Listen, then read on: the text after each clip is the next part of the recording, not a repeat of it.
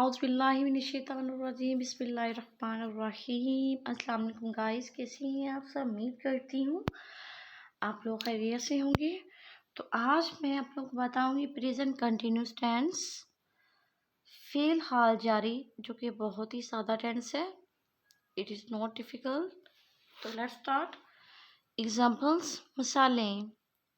Number 1, it is raining heavily, मूसलाधार बारिश हो रही है। Number 2, I am winding my watch, मैं अपनी घड़ी को चाबी दे रहा हूँ। Number 3, the cattle are grazing in the fields, मवेशी खेतों में चर रहे हैं।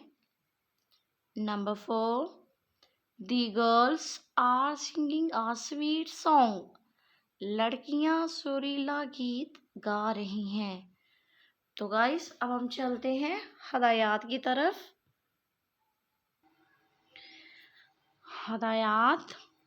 प्रेजेंट कंटिन्यूस टेंस ये जाहिर करता है कि मौजूदा ज़माने में काम अभी जारी है। इस टेंस की उर्दू में ये निशानी है कि इसके आखिर में रहा है, रही है, रहे हैं। यानी गाइस, प्रेजेंट कंटिन्यूस टेंस की आप लोगों को कैसे पता चलेगा कि ये प्रेजेंट कंटिन्यूस टेंस है? तो इसके आखिर में रहा है, रही है, रहे है वगैरह आता हो तो आप लोगों को फौरन पता चल जाएगा कि ये प्रेजेंट कंटिन्यूस टेंस है। नेक्स्ट वगैरह आते हैं। इस टेंस के फिक्रों का अंग्रेजी में तर्जुमा करने के लिए दर्ज सेल हदायत पर अमल कीजिए। तो गाइस, उम्मीद करती हूँ यहाँ से आप लोगों को समझ आ गई होगी। वर्ब की फर्स्ट फॉर्म के बाद आईएनजी इंग लगाकर इसके पहले सब्जेक्ट की नुअयत के मुताबिक एम, इस या आर लगाकर सब्जेक्ट के बाद इस्तेमाल कीजिए।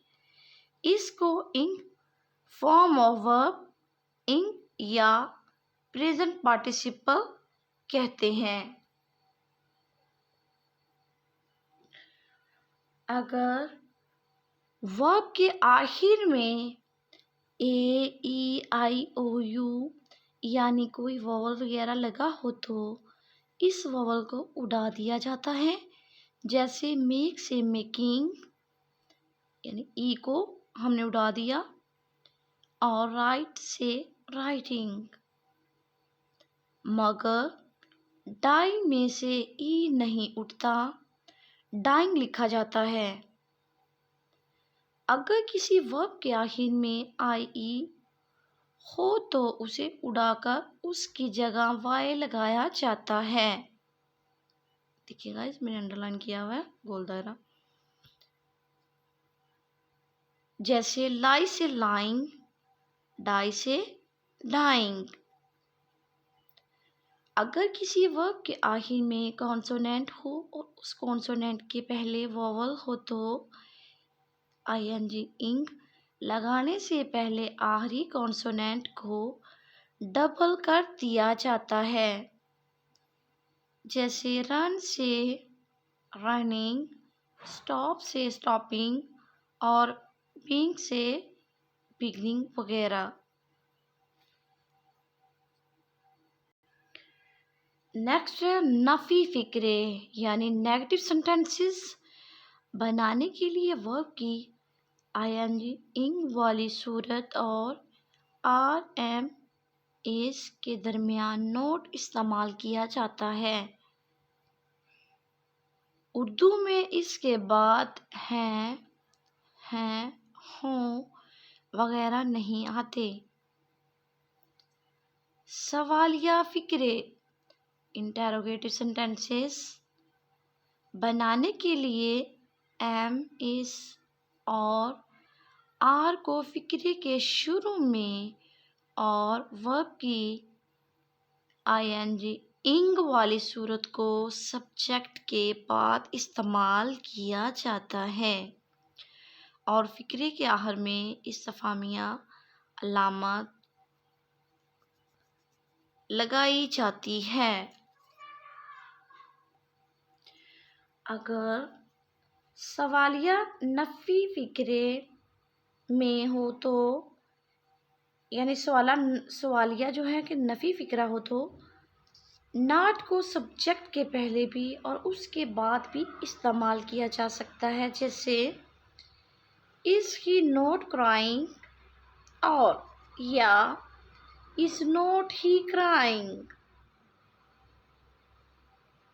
بعض اوقات اردو کے فکروں کی صورت میں ٹینس جیسی نہیں ہوتی، یعنی ان کے آخر میں رہا ہے، رہے ہیں، رہا ہو وغیرہ نہیں ہوتے، لیکن ان کا ترجمہ اسی ٹینس کی صورت میں کیا جاتا ہے، جیسے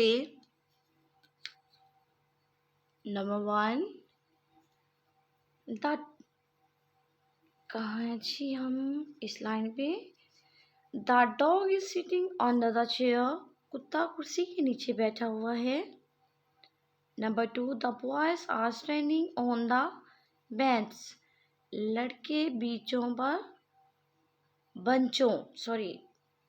بنچوں پر کھڑے ہیں۔ بعض مرتبہ فیوچر انڈیفینٹ ٹینس کے فکروں کا ترجمہ بھی اسی ٹینس کے فکروں کی مانند کیا جاتا ہے، جیسے ہی is going to Dubai next week, وہ اگلے ہفتے دبئی جائے گا، یا آپ یہ بھی کہہ سکتے ہیں وہ اگلے ہفتے دبئی جا رہا ہے۔ تو یہ تھا گائز ہمارا پریزنٹ کنٹینیوس ٹینس، جو کہ بہت ہی آسان ہے۔ Present continuous tennis it is not difficult guys. تو امید کرتی ہوں آپ لوگوں کو سمجھ آ گئی ہوگی، تو اجازت دیجیے، اللہ حافظ۔